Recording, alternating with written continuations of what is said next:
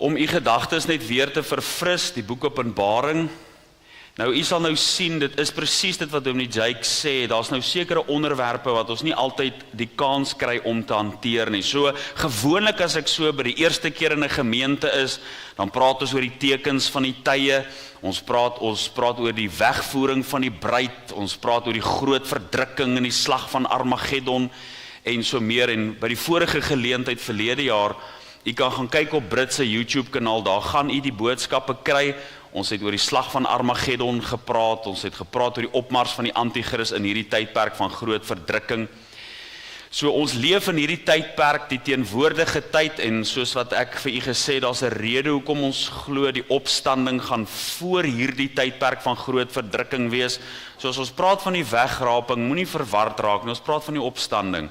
Dis ons glo die opstanding gaan plaasvind voor hierdie tydperk van groot verdrukking, en ek het ook vir u redes gegee waarom ons dit glo. Dan in hierdie tydperk van groot verdrukking gaan die Antichrist op aarde wees. Dit is hy wie se koms is volgens die werking van die Satan, met allerlei kragte en wonders en tekens van die leuen, wie die Here Jesus met die asem van sy mond tot niet gaan maak by die verskyning van sy wederkoms, kan jy daar lees in 2 Tessalonisense 2 vers 8. In hierdie tydperk, ons lees nou van die bassyne en ons lees van die kruike en so meer, maar dit is God se oordeel. Die boek Openbaring het geweldige baie simbole, beelde, en soos ons glo behoort die beelde nie allegories verklaar te word nie. Dis klaar simbolies. Jy moet nie verdere geestelike waarhede daaraan probeer koppel nie. Dit is klaar simbolies, maar daardie simbole wil vir ons na iets letterlik wys. Byvoorbeeld, jy lees in Openbaring hoofstuk 9 van wat Johannes nou sien, leeu's wat vuur spoeg uit hulle bekke. En Johannes het in sy lewe nog nooit moderne artillerie gesien nie. Hy het in sy lewe nog nooit gesien hoe lyk 'n tank nie. Nou sien hy hier die weermag aankom en hulle is gepanser en hulle borsharnasse is swavelgeel, blou en rooi. En hierdie weermag kom uit die ooste en dit lyk vir hom soos leeu's wat vuur spoeg en met hulle sterte skade aanrig. Wat sien hy? Hy sien hulle weermag aankom en tanks wat met hulle sterte skade aanrig wat lyk asof dit vuur spoeg, soos wanneer daar 'n kanon afvuur. So jy moet nie daai beelde vat en een of ander geestelike waarheid daaraan probeer koppel nie. Dis letterlik wat hy sien. Hy sien hierdie geweldige groot weermag aankom. Maar nou gaan jy byvoorbeeld lees in Openbaring hoofstuk 12 van 'n groot vuurrooi draak. Die groot vuurrooi draak word vir ons in Openbaring 20 wat ons vanaand gaan lees, weer geantwoord. Wie is die groot vuurrooi draak? Dit is die ou slang, die duiwel. So dit is die goue reël van skrifinterpretasie. Jy moet toelaat dat die skrif homself interpreteer. Sacra scriptura sui interpres, dis die Latynse uitdrukking wat sê dat ons moet toelaat dat die Bybel, die Heilige Skrif, homself interpreteer. Ek het nou gister vir u die voorbeeld gegee van die een wat opgedaag het met sonder die bruiloftskleed. Jy moenie jou eie gedagtes daarin lees nie. Jy moet skrif met skrif vergelyk om by die antwoorde uit te kom. So dan kry ons nou byvoorbeeld 'n dier wat uit die see uit opkom. Jy hoef nie te wonder wat die see is nie. Openbaring 17 sê, die see wat jy gesien het, die waters wat jy gesien het, is 'n menigte van nasies. Daar gee hy die antwoord. Daar kom 'n dier uit die nasies rondom die Mediterrane See. Nou die vraag is, wie is die dier?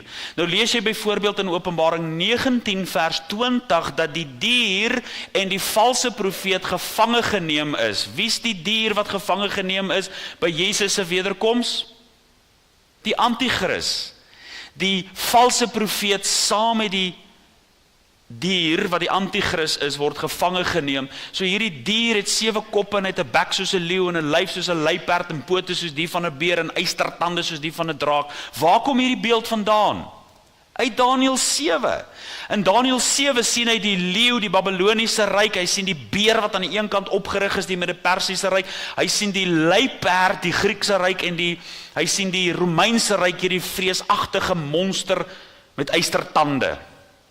So hierdie dier is hierdie ryk En uit die dier kom daar 'n klein horingkie wat godslasterlike dinge uitspreek. Nou spreek hierdie dier godslasterlike dinge uit.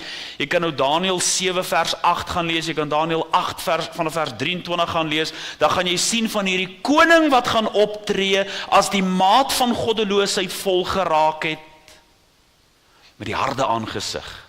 Dit is kruisverwysings na die anti-kris wat sy regering gaan oprig aan die einde van die dae. Dan is daar natuurlik 'n dier wat uit die aarde uitkom. Hy kom uit die aarde uit as 'n allemans vriend. Hy lyk soos 'n skaap, maar hy het 'n tong soos 'n slang. Dis die ander dier. Die Bybel gee vir hom 'n naam, dit is die valse profeet. So ons weet in hierdie tyd, net voor Jesus se wederkoms, gaan daar 'n wêrelddiktator wees, 'n wêreldleier, en ook 'n godsdienstige, 'n religieuse man, wat saam met hom gaan opereer. En dit gaan hierdie godsdienstige man wees, wat gaan sê, dit is goed om hierdie wêreldleier te volg. Want as jy nou gaan lees wat sê Openbaring 13, dan is dit eintlik die valse profeet. Dit is die dier wat uit die aarde uitkom, wat die mense aanhits om selfs die merk van die dier te ontvang, die 666. Nou, ons is altyd baie nuuskierig oor wat is die 666. En die Bybel sê, as jy die verstand het, kan jy die getal bereken. Nou ek is nou van mening, ek dink nie daar is iemand met die verstand nie, want jong, hulle het daarom al wiskundige sommetjies gemaak wat by baie vreemde dinge uitkom. Die feit van die saak is, wat ons wel weet, is dat die wêreldbevolking genommer gaan word. Julle begin nou al hierdie gerugte hoor van digital IDs. Julle begin al hierdie tipe goed hoor. Daardeur sê ek nie, dit is die merk van die dier nie, maar wat ek wel sê is, die wêreldtegnologie is besig om in daardie rigting te beweeg, dat al hierdie dinge moontlik kan wees. My liewe broeders en susters, hierdie dinge wys ons op die naderende wederkoms van die Here Jesus. Dinge wat vandag moontlik is, wat net nog nooit moontlik was nie. Die AI, daar sal goeders wat hulle in jou kop kan inplant. Soos jy nou met Siri praat, dan praat jy met Siri, jy praat net so en vraag 'n vraag, en die ding is tot jou oor gelink, jy kan soos met 'n rekenaar in jou kop praat. Hulle plant hom in, dat jy 'n vraag kan vra. Hy Siri, wat is die grootste seekoei wat nog ooit geleef het? En dan in jou oor gee hy vir jou die antwoord. Daardie tegnologie is al lankal beskikbaar. So my vriende, die wêreld is besig om vinnig, baie vinnig. Julle hoor goed soos van 2030 die wêreldekonomiese reset. Dis hierdie goeders wat om die draai is. Ek raak opgewonde net as ek dink, oor 7 jaar is Jesus presies hoe lank weg? 2000 jaar, oor 7 jaar. Onthou, as die hemelvaart in 33 na Christus plaasgevind het, 2033, dan is Jesus presies 2000 jaar weg. Nou ek sê nie, dit is wanneer die wederkoms gaan plaasvind nie, glad nie. Dis glad nie wat ek sê nie, want jy kan nie 'n dag en 'n datum daaraan koppel nie. En selfs al is dit in 2034, 2035 of wanneer ook al, jy kan nie sê wanneer die Here Jesus se wederkoms kom nie, want hy is lankmoedig oor ons. Sy lankmoedigheid kan 10 jaar wees, sy lankmoedigheid kan 5 jaar wees, dit kan môre wees, dit kan oor 'n môre wees. Niemand weet hoe lank geleentheid hy sal gee vir mense nog om gered te word nie, maar wat ons wel weet is, die geslag wat hierdie dinge sien gebeur, sal sekerlik nie verbygaan voordat elke een van hierdie dinge gebeur het nie. My broeders en susters, ek dink nou nie ek is 'n profeet nie, maar ons sien hierdie dinge gebeur. Ons sien dinge gebeur in ons geslag wat nog nooit moontlik was nie. Soos wat ek vir u gesê het, 2500 jaar van goed wat nie waar is nie, wat vanaand waar is. 1800 jaar so goed wat waar is, wat nooit waar was nie, wat vanaand waar is. Ons kan nie anders as om te weet, ons lewe vlak voor Jesus se wederkoms. Nou, en presies dit wat Dominee Jakes gesê het, ons kry nou vanaand 'n geleentheid om iets te hanteer wat ons gewoonlik nooit hanteer nie, wat gewoonlik nie in 'n wederkomsreeks die geleentheid kry om hanteer te word nie, en dit is die einde van die duiwel. So daarom moet u die Bybel saam met my oopmaak, weer by Openbaring 20.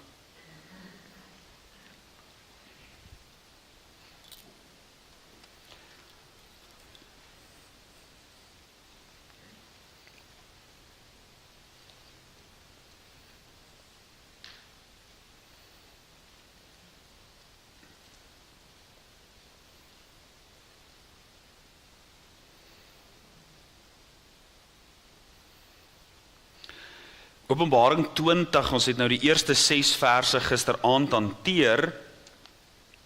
Ek gaan net so weer vlugtig daarna verwys en miskien die skriflesing hier en daar onderbreek, want ons fokus gaan vanaand van vers 7 tot vers 10 wees. Vers 20, as u nou die skrif met skrif vergelyk sien wat ons nou gesê het, vanuit Openbaring 12, die groot vuurrooi draak, dan lees ons daar in Openbaring 20, en ek het 'n engel uit die hemel sien neerdaal, met die sleutel van die afgrond en 'n groot ketting in sy hand, en hy het die draak gegryp. Dit is nou die groot vuurrooi draak van Openbaring 12. Hy het die draak gegryp, die ou slang, wat die duiwel en die Satan is, en hy het hom gebind 1000 jaar lank, en hom in die afgrond gewerp en hom toegesluit en dit bo hom verseël, sodat hy die nasies nie meer sou verlei, totdat die 1000 jaar volëindig is nie. Daarna moet hy dan 'n kort tydjie ontbind word. Let op die tipe terme wat hier gebruik word. Die duiwel is gegryp, hy is in die afgrond gewerp, hy is toegesluit, dit is nadat hy gebind is, en dit is bo hom verseël. Hierdie 4 of 5 terme wat gebruik word om te sê, daar's geen uitkomkans nie. Daar's geen manier van ontsnapping nie. Hy is gegryp, hy is gebind, hy is neergewerp, hy is toegemaak, hy is verseël. En dan lees ons dat hy tog weer ontbind sal word. Maar dan vers 4, en ek het trone gesien, en hulle het daarop gaan sit, en aan hulle is die oordeel gegee, en ek het die siele gesien van die wat onthoof is oor die getuienis van Jesus en oor die woord van God, en die wat die dier en sy beeld nie aanbid het nie, en die merk op hulle voorhoof en op hulle hand nie ontvang het nie. En hulle het geleef en as konings geregeer saam met Christus die 1000 jaar lank. En die ander dode het nie herlewe totdat die 1000 jaar volëindig was nie. Dit is die eerste opstanding. Salig en heilig is hy wat deel het aan die eerste opstanding. Oor hulle het die tweede dood geen mag nie, maar hulle sal priesters van God en van Christus wees en saam met hom as konings regeer 1000 jaar lank. En wanneer die 1000 jaar volëindig is, sal die Satan uit sy gevangenis ontbind word. En hy sal uitgaan om die nasies te verlei wat in die 4 hoeke van die aarde is, die Gog en die Magog, om hulle te versamel vir die oorlog. En hulle getal is soos die sand van die see. En hulle het opgekom oor die breedte van die aarde en die laar van die heiliges en die geliefde stad omsingel, en vuur het van God uit die hemel neergedaal en hulle verslind. En die duiwel wat hulle verlei het, is in die poel van vuur en swavel gewerp, waar die dier en die valse profeet is. En hulle sal dag en nag gepynig word tot in alle ewigheid. Ons lees net tot hier uit die lieflike woord van die Here. As u nou nog daar by Openbaring oop is, blaai net so vinnig terug dan na Openbaring 5 toe, dan sien u die lied wat ons gaan sing as ons eendag by die Here in die hemel is. Die lied wat gesing word terwyl ons in die hemel is, bevestig dat ons terug gaan kom aarde toe. Hoor wat sê Openbaring 5 vers 9, toe sing hulle 'n nuwe lied en sê, u is waardig om die boek te neem en sy seels oop te maak, want u is geslag en het ons vir God met u bloed gekoop uit elke stam en taal en volk en nasie, en het ons as konings en priesters vir ons God gemaak, en ons sal as konings op die aarde heers. Waar sing hulle hierdie lied? Hulle sing hom in die hemel, maar hulle sing iets wat in die toekoms sal plaasvind. Dit is 'n lied wat vorentoe wys wat ons in die hemel gaan sing, en die lied wat ons in die hemel gaan sing is, ons gaan met Christus op aarde regeer. Dit is alleen moontlik as ons saam met hom terugkom. Verstaan nie hoekom ons sê, ons moet eers in die hemel wees, voordat ons saam met hom kan terugkom, want ons sal saam met hom op aarde regeer. En dit is hoekom ons glo, dat wanneer die Here Jesus terugkom met sy wederkoms, dit is dan wanneer die koninkryk aanbreek. Maar ons bevind onsself nou in die gedeelte wat ons gelees het, aan die einde van die 1000-jarige vrederyk. As die 1000 jaar voleindig is, aan die einde van daardie periode. Maar kom ons word eers stil voor die Here, dan bid ons saam. Hemelvader, ons dank U vanaand dat ons weer hierdie blye voorreg het. Here, dit is vir my so 'n absolute vreugde en voorreg om vanaand hier te staan. Dit is vir my heerlik om die woord te bedien aan hongerharte wat smag daarna, wat smil aan die woord, wat die brood van die lewe geniet, wat die water drink, wat 'n mens se siel versadig, sodat 'n mens in die ewigheid nooit weer dors kry nie. Ja, hierdie fontein wat in ons opspring tot in die ewige lewe. Hoe lieflik is dit om deel te wees van Jesus Christus se koninkrykswerk op aarde. Die insameling en die inbring van die oes. En Here, ek wil kom bid dat U vanaand met ons weer sal wees, en ons harte sal verskerp oor dit wat nog moet gebeur, en die uiteinde van alle dinge. As ons nou net verder lees, dan lees ons van die laaste dag, die oordeelsdag. En nou net voor die oordeelsdag lees ons van die dag wanneer die duiwel sy laaste keer op aarde sal wees. 'n oorwonne vyand wat finaal mee afgereken sal word. En is dit die gebed van my hart dat U ons vanaand sal saam seën, sodat ons ook hoop sal kry dat ons vyand finaal geoordeel sal word. Ons bid dit dan so in die naam van Jesus Christus met groot danksegging in ons hart. Amen. My vriende, hierdie 7de tot 10de vers leer ons dan van die Satan se swanesang, sy laaste aksies, sy laaste bedrywighede. Die duiwel se naam beteken deurmekaar gooier. Diabolos is die Griekse woord. Hy gooi deurmekaar, hy werp omver. Hy is 'n slinkse vyand. Hy het dit al selfs reg gekry dat daar kerkgenootskappe is wat sy karakter bevraagteken. Dat daar sommige is wat selfs al sê, nee, maar daar is nie 'n duiwel nie. Daar is sommige wat deur die duiwel geïnspireer word om self sy bestaan te ontken. Kan jy dit glo? Dat die duiwel so slinks is, hy oorreed kerkmense, dat hy nie regtig bestaan nie. Hoe verblind moet jy nie wees? Wat 'n sluier moet daar nie oor jou oë getrek word, om die sielevyand te ontken nie. Selfs die bekende teoloog van Basel, Karl Barth, het na die duiwel verwys as 'n onpersoonlike mag in die skadukant van God, das nugtige. Hy het na hom verwys as soos wat daar 'n ja is in God, moet daar 'n noodwendige nee wees. So in die skadukant van God, dat die duiwel nie regtig 'n persoon is of 'n gevalle engel nie, maar dat hy so vanuit die skadukant van God 'n mag is wat opereer. Nou my liewe broeders en susters, ek is hier vanaand om vir jou te sê dat die duiwel is nie bloot 'n mag nie. Hy is dalk magtig, maar hy is nie 'n mag en uiteindelik 'n krag in die wêreld nie. Hy is 'n persoon. Al wil die wêreld hom probeer rasionaliseer of selfs ontken. Hy is nie net een of ander onpersoonlike mag nie, maar hy is die owerste van hierdie wêreld, leer Johannes 12 vers 31.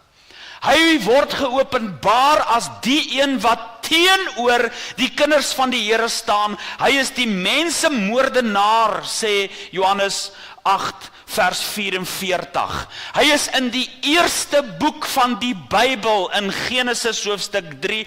Hy is in die laaste boek van die Bybel in Openbaring hoofstuk 20. Dit is nie my doel om vanaand 'n breedvoerige uiteensetting te gee van die duiwel se karakter nie, maar so waar as wat ons lewe, so waar leef hy.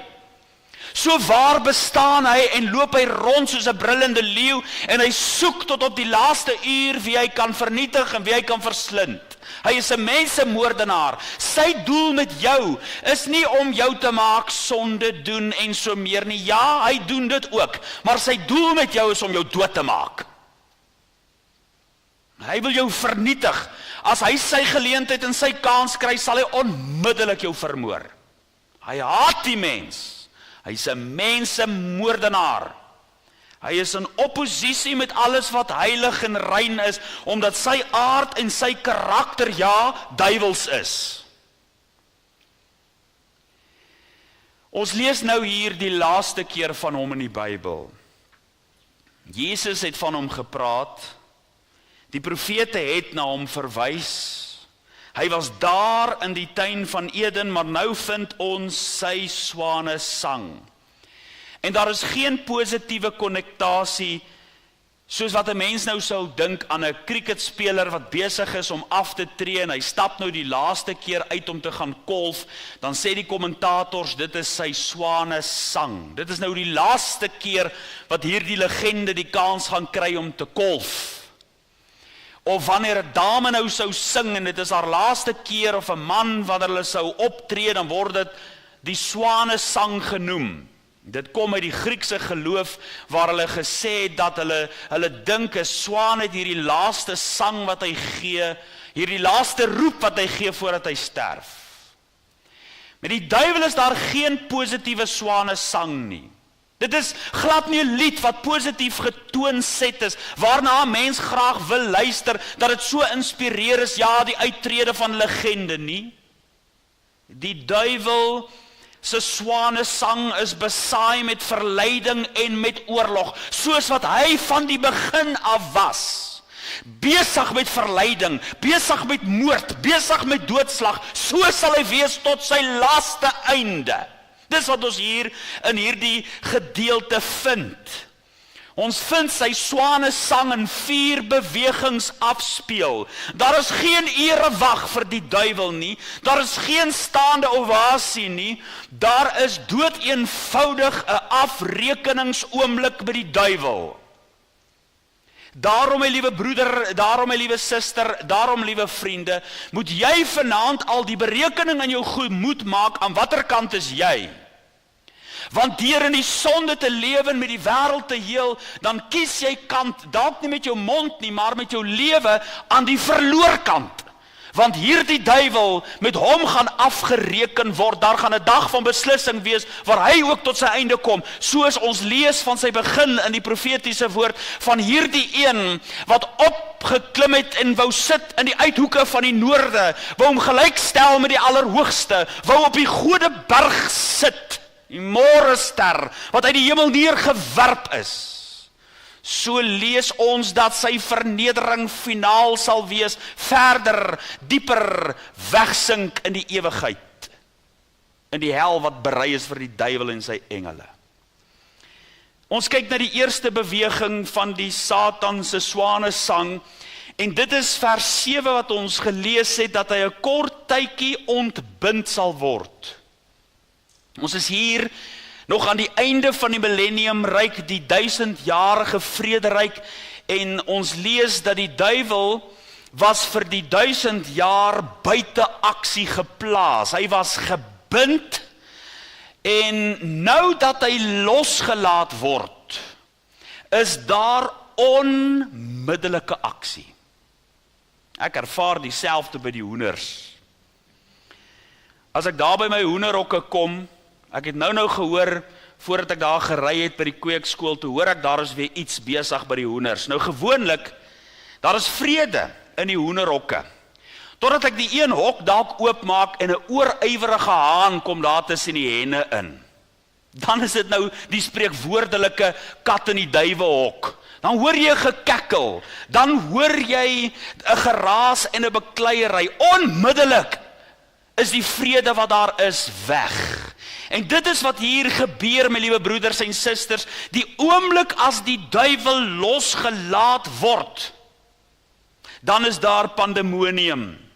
Ons het nou reeds gesien in Openbaring 20 vers 3, terwyl die vrederyk aangekondig word en dat hy gebind word, word sy loslating al klaar vir ons voorspel.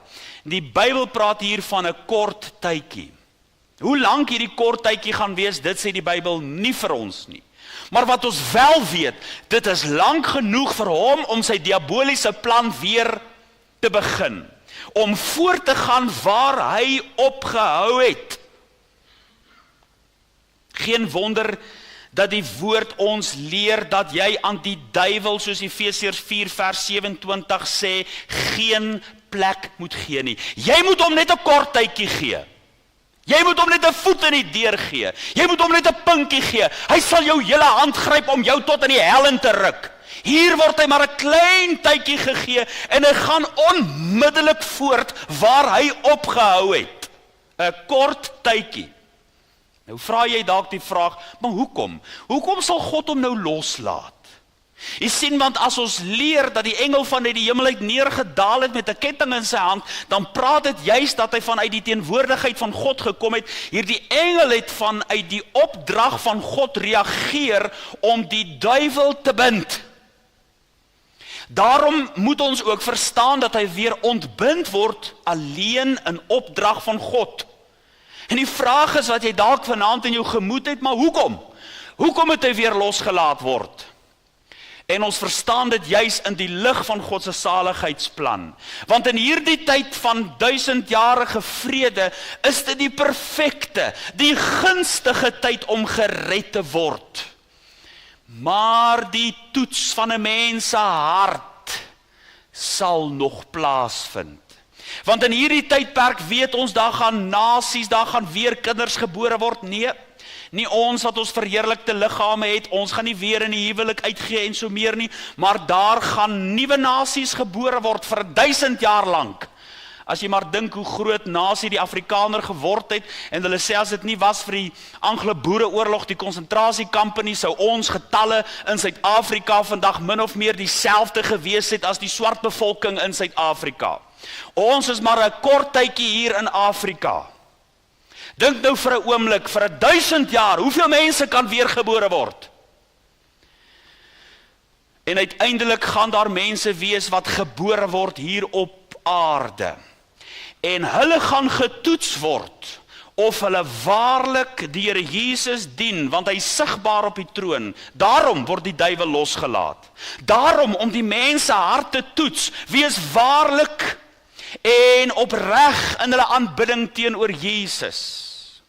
Jy sien, die duiwel word as instrument gebruik om die harte van die mens te toets. Iemand het een keer gesê, 'n groot teoloog het by geleentheid gesê, ons moet een ding van die duiwel weet, en dit is dat die duiwel God se duiwel is. Die duiwel is nie die duiwel se duiwel nie. Die duiwel is 'n instrument wat deur God gebruik kan word soos hy wil. As hy wil om Job te toets, dan doen hy dit. En hier gaan die duiwel uiteindelik losgelaat word. Die duiwel kan nie 'n vinger verroer sonder die soewereine handeling van God nie. En hy word losgelaat om die mens te kom toets. En wat sal hy doen? Hy sal onmiddellik uitgaan om die nasies te verlei. Wel, hier in Suid-Afrika sê hulle nou, die tronkstraf in die 21ste eeu het die doel om korrektiewe gedrag te bevorder. Om jou gedrag nou reg te maak. Daarom noem hulle dit korrektiewe dienste. Hulle probeer jou regmaak vir wat jy verkeerd gemaak het. Maar ons sien met die duiwel het dit glad nie gehelp nie. 'n 1000-jarige tronkstraf het hom glad nie verander nie. Soos 'n misdadiger wat losgelaat word en onmiddellik terug is na sy ou paaie, terug is na sy ou weë. Hy doen wat hy van die begin af gedoen het. In die geskiedenis van die mens sien ons, hy was daar om Eva te verlei om teen God se woord te reageer in Genesis hoofstuk 3. Jy lees daarvan ook in 1 Timoteus 2 vers 14 dat hy Eva verlei het. Hy was so slinks. Binne 'n paar woorde wat hy met Eva wissel, kry hy dit reg om Eva te oortuig dat God 'n leienaar is en hy, die duiwel, spreek die waarheid. Hy kry dit reg om in 'n paar woorde wat hy met Eva wissel, dat God die een is wat eintlik boos is. God is eintlik die pruitbederwer, want God weet as julle van hierdie vrug eet, julle net soos hy sal wees. En hy probeer homself as 'n engel van die lig daar voorhou aan Eva. Hy kry dit reg en hy doen hierdie tegniek nog met sukses al vir meer as 6000 jaar om mense in God se woord te laat twyfel. Hy spaar nie Dawid nie. Ons lees in die woord in 1 Kronieke 21 vers 1 dat hy selfs vir Dawid aangehits het om die volk te tel. Ja, dit is wat 2 Korintiërs 2 vers 11 sê. Ons is met sy planne nie onbekend nie. En sy plan is om jou te laat twyfel. Sy plan is om jou te verlei, weg van die standvastigheid van God se woord af, dat jy twyfel, dat jy vreesagtig raak, dat jy bang raak, dat jy ongelowig sal word teenoor God se woord en sy waarheid, wat 'n anker in ons lewe is. Hy het selfs die Here Jesus nie eers gespaar nie in Lukas hoofstuk 4, hy versoek self die Seun van God, met die begeerlikhede van die vlees, met roem, met aanbidding, hy verlei. Hy probeer. Die Here Jesus natuurlik onsuksesvol. Jy sal dink hy sal ophou na die eerste keer, maar hy doen nie. Hy het aangehou. En selfs nadat hy die Here Jesus 4 keer versoek het, lees jy daar in Lukas hoofstuk 4, hy het vir 'n tydjie van hom gewyk. Net 'n kort tydjie. En hy het weer gaan probeer. Nadat die Here Jesus geantwoord het, daar staan geskrywe. Dit blyk so asof die duiwel op 'n swerftog gaan en hy kyk waar hy iemand kan aankla, want hy word die aanklaer van die broeders genoem. Hy kyk waar hy jou kan laat knie halter. Sy metode is om jou te verlei en te verlok. Selfs soos 2 Korintiërs 11 vers 14 sê, sal hy hom voordoen as 'n engel van die lig. Hy kom met mooi klere aan om jou te verlei. Want sy einddoel is om jou te vermoor. En nou, na 1000 jaar in die gevangenis, kom hy en hy vind 'n ou vriend. Dit blyk vir my uit hierdie teks uit dat die verdorwenheid van die mens is nog baie sterk. Jy sien, want hy vind 'n ou vriend, die vlees van die mens. En dit is die probleem met jou vlees. Jou vlees is in vennootskap met die duiwel. Jou vlees sal jou om elke hoek en draai verraai. As jou vlees die kans kry, sal hy die kant van die duiwel kies. Jou vlees is in oppositie en hy staan teenoor die gees dat jy nie kan doen wat jy wil nie. Hier is 'n oorlog in die hart van 'n mens aan die gang en jou vlees kies altyd kant teen jou gees. Daarom moet jy deur die gees wandel sodat jy nie die begeerlikhede van die vlees sal volbring nie. En hier vind ons in hierdie teksgedeelte dat die duiwel 'n ou vriend kry, die ou vlees van die mens, om die vlees te verlok en te verlei, soos 1 Timoteus 5 vers 15 leer, deur sy verleiding. Openbaring 12 vers 9 leer ons dat dit die kenmerk van die duiwel is. Dit is sy modus operandi. Openbaring 20 vers 8 en vers 10 om te verlei, die wêreld agter hom aan te verlei. Hy gaan onmiddellik uit om dit te doen. Dis die tweede beweging in sy swanesang. En dan sal hy die Gog en Magog versamel vir die oorlog. Solank die duiwel op aarde is, solank die mens na die duiwel geluister het, vir so lank heers daar rebellie op aarde. Daar is 'n sterk stroom van sonde wat vloei vanuit die vennootskap tussen die duiwel en 'n mens. En uiteindelik word hierdie strome oor die eeue saamgevoeg in 'n groot rebellie.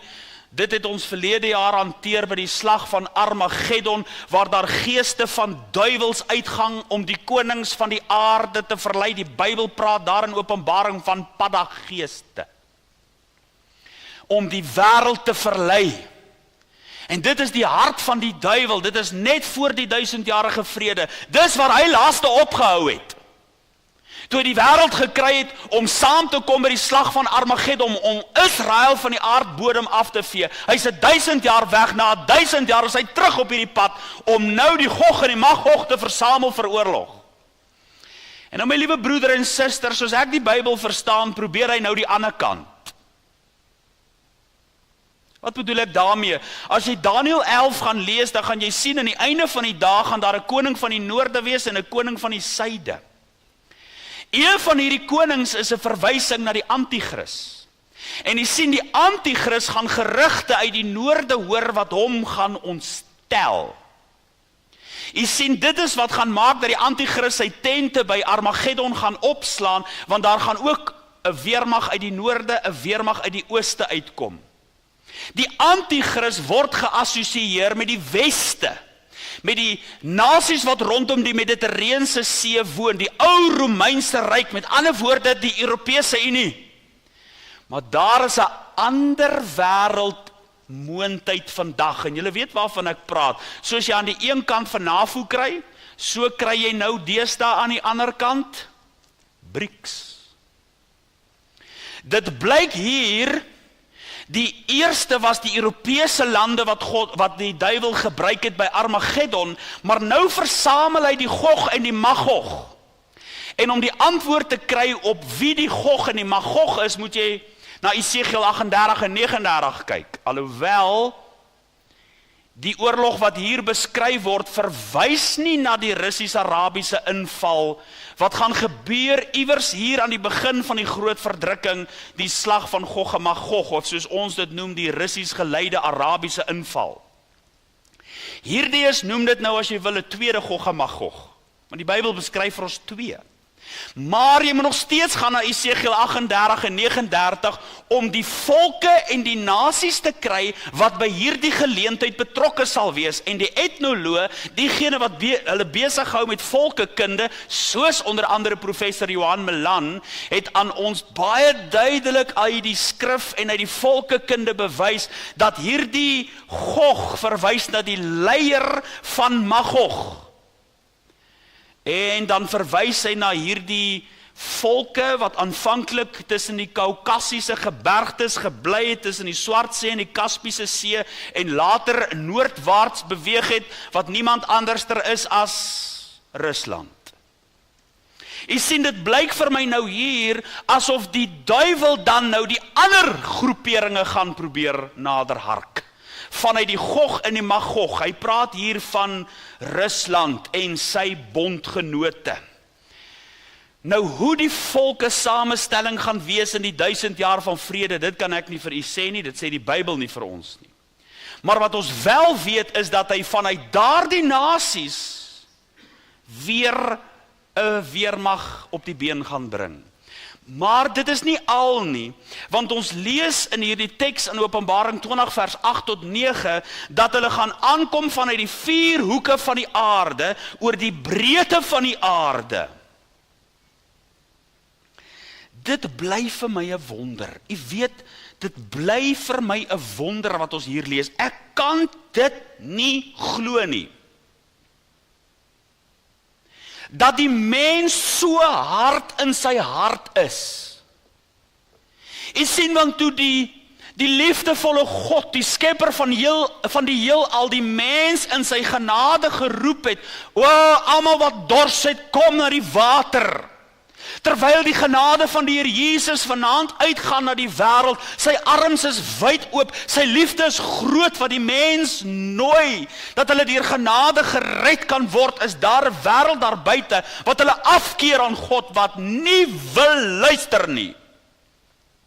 En dan in die groot verdrukking, dan gaan God sy wraak op die bewoners van die aarde uitgiet, en dan weet jy wat lees ons in Openbaring 16 byvoorbeeld, wanneer hier die haalstene, die weermagte en die nasies verpletter daar vlak voor by Armageddon, wat doen hulle? Dan vloek hulle ten hemele. Hulle laster, hulle vloek God, hulle weier om hulle tot God te bekeer. Kan jy dink hoe hard die mens in sy hart is, dat as die liefde van God uitgaan, dan verwerp hulle dit. As die oordeel van God kom, dan verwerp hulle God. Hulle wil hom nie dien nie.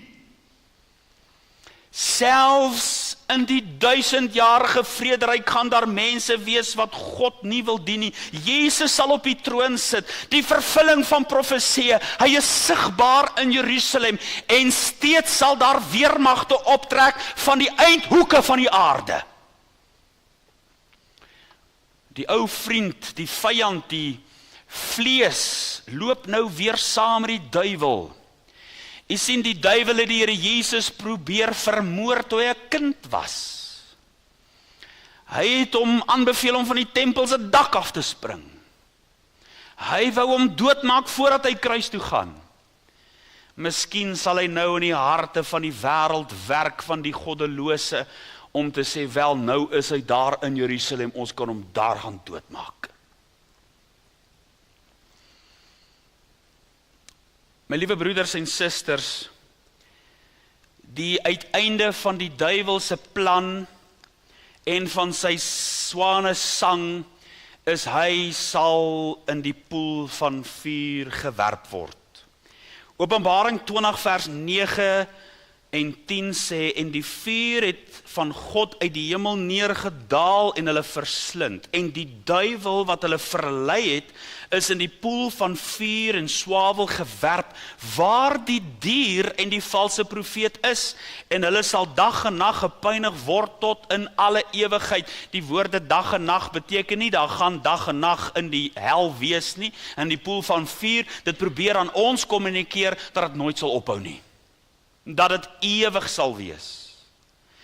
En nou my broeders en susters, ons het reeds gelees in die Bybel, dat die dier in Openbaring 19 vers 20 en die valse profeet is voor die 1000 jaar van vrede, by die wederkoms van Jesus, al in die poel van vuur gewerp. Dit wys vir ons weer op die kronologie van die boek Openbaring. Ek het nou vir u gesê, metatauta, die Griekse uitdrukking, bewys die kronologie, maar hier vind jy nou, dat na die 1000 jaar van vrede, die duiwel in die poel van vuur gewerp is, waar die valse profeet en die antichrist al reeds 1000 jaar lang is. Dit is nie 'n figuurlike getal nie, dit is nie 'n figuurlike koninkryk nie, hierdie twee is al reeds daar. Dit bewys vir ons die kronologie. Maar nou vind ons in hierdie gedeelte, dat die duiwel uiteindelik deur die vuur van God, uiteindelik die reaksie ontlok, en dan word die wat agter hom aangekom het in die poel van, of verskoon tog, hulle word met vuur verteer, en die duiwel word in die poel van vuur gewerp. Hoekom word die wat saam met die duiwel gekom het, nog nie in die poel van vuur gewerp nie? Want hulle gaan nog eers by die oordeelsdag staan, wat jy nou van vers 11 af gaan lees. Maar die duiwel het geen verhoor nie.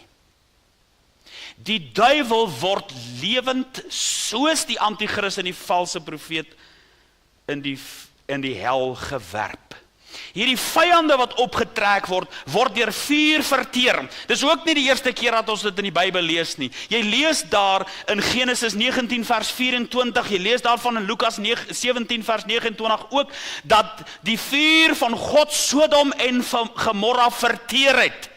Met vuur en swavel, het van God af op hulle neergereën. Jy lees daarvan in Levitikus hoofstuk 10, dat die priesterseuns Nadab en Abi, vuur het uitgegaan van God en hulle verteer. Jy lees daarvan in Numeri 16 van Korag, Datan en Abiram, dat daar vuur van die aangesig van God uitgegaan het en die 250 manne met hulle goue panne het die vuur verteer. Jy lees daarvan in die tyd van Elia, onthou julle die 50 man wat by Elia opgedag het en dan vuur uit die hemel hulle verteer. Toe kom nog 'n 50 man en vuur verteer hulle ook. Dit is hierdie vuur wat Johannes en Jakobus afbid op die Samaritane. Dat God ook weer vuur uit die hemel sal laat reën as 'n straf op hulle. Hulle was daar natuurlik oor bestraf, Johannes en Jakobus, maar dit wys vir ons dat God antwoord met vuur. En nadat hierdie vuur nou die vyande van God verslind het aan die einde van die 1000 jaar van vrede, word die antichrist, word die duiwel in die poel van vuur gewerp. Is nie figuurlik nie. Dit is letterlik. Hy sal nooit weer uit hierdie oordeel ontvlug nie. Die diaboliese drieheid, noem dit so as jy wil, word nou dag en nag gepynig, die duiwel, die antichrist en die valse profeet, en hulle pyniging sal nooit ophou nie. My liewe vriende, die hel is nie 'n plek waar die duiwel baas is nie. Dit is 'n plek waar hy gepynig sal word, gestraf sal word tot in alle ewigheid. Hy is nie die hoofstoker daar en hy het sy onderdane wat die vuur aan die gang hou nie. Hy word gepynig. Dit is die plek van ewige straf vir die duiwel en sy engele. Hulle is nie in beheer daar nie. Dit is waar hulle gestraf gaan word. My liewe broeders en susters, Jesus is die begin en die einde. Hy is die eerste en hy is die laaste. Hy is die alfa en hy is die omega en hy het ook die laaste sê oor die duiwel. Nou mag hy dalk mag hê. En nou is hy dalk die owerste van hierdie wêreld met sy bose magte. Maar dit is maar skyn, want dit sal verbygaan, want die soewereine hand van God bly in beheer, en hier sal die duiwel sy laaste dans gedans het, dan is dit vir ewig verby, hy word in die hel gewerp, nooit weer om daar uit te kom nie, nooit weer om mense te verlei nie, nooit weer om 'n vernoot in die hart van 'n mens te kry nie, hy is daar vir ewig en altoos, hy is in gevangenskap gepynig vir die ewigheid. Dit is die duiwel se einde. My vriend, my vriendin, sonde lyk baie lekker. Maar die einde van die sondepad is die dood. Die loon vir die sonde is die dood. Moenie aan die duiwel se kant wees nie. Hy is aan die verloor kant. Ons het as sonnaarskoolkinders die liedjie gesing, een deur, net maar een. 'n Binnekant en 'n buitekant, aan watter kant is jy? Dit is 'n eenvoudige vraag. Moenie aan die duiwel plek gee in jou lewe nie. Moenie vir hom 'n voet in die deur gee nie. Hy is 'n oorwonne vyand. Hy lyk asof hy jou bes wil in gedagte het. Hy gee vir die mens tydelike vrede, maar dit is tydelik, dit is al wat dit is. Want as hy ingekom het, sal hy verwoes en vernietig. Daarom my vriend, as daar vanaand iets in jou lewe is wat voor God nie reg is nie, bely dit. Kry klaar daarmee, laat God jou reinig, laat God jou skoon was. Moenie die kant van die vyand kies nie. Hy sal vir ewig die straf van die hel ondergaan. Moenie in sy spore volg nie. Mag die Here ons genade gee om nou reeds te sien, Ons volg Jesus, die leidsman en die volëinder van ons geloof. Hy lei ons in die spore van geregtigheid. Hy lei ons na die ewige lewe. Waarheen sal ons gaan, sê die disippels, U het die woorde van die ewige lewe. Kies vandag. Maak die som. Besluit aan watter kant is jy. Amen. Kom ons bid saam. Hemelvader, dit is soos Dominee Jakes nou gesê, die tyd gaan so vinnig verby. Die uur is verby. En Here, wie weet wanneer ons laaste oomblikke sal aanbreek, wanneer die aardse lewe vir ons verby is. Die doodsengel vra nie ons ID-nommer nie. In die begrafplaas hier by Langberg lê jonk en oud gesterwe. En ek bid vir iemand wat vanaand hier is, of wat regstreeks inluister, of later na hierdie boodskap sal luister, dat hulle tog sal besin oor hulle lewe. Waarom aan die verloorkant wees, deur sonde en ongeregtigheid? Dat hulle die lewe in Christus Jesus sal kies. En selfs vir ons as u kinders, dat ons nie vlerk sal sleep met die wêreld en flankeer met die dinge wat verkeerd is nie. Maar Here, dat ons in u wees sal wandel. Help ons om in die lig te bly. Want as ons in die lig is, dan het ons gemeenskap met mekaar en die bloed van Jesus Christus, sy seun, reinig ons van alle sonde. Ek bid dit vir iemand wat vanaand sê, Here, reinig my. Maak my skoon en nuut. Maak my vars. Dat ek weer rein voor u mag staan. So strydgenote wat die teken sien, hou die fort, sy koms is naby. Amen.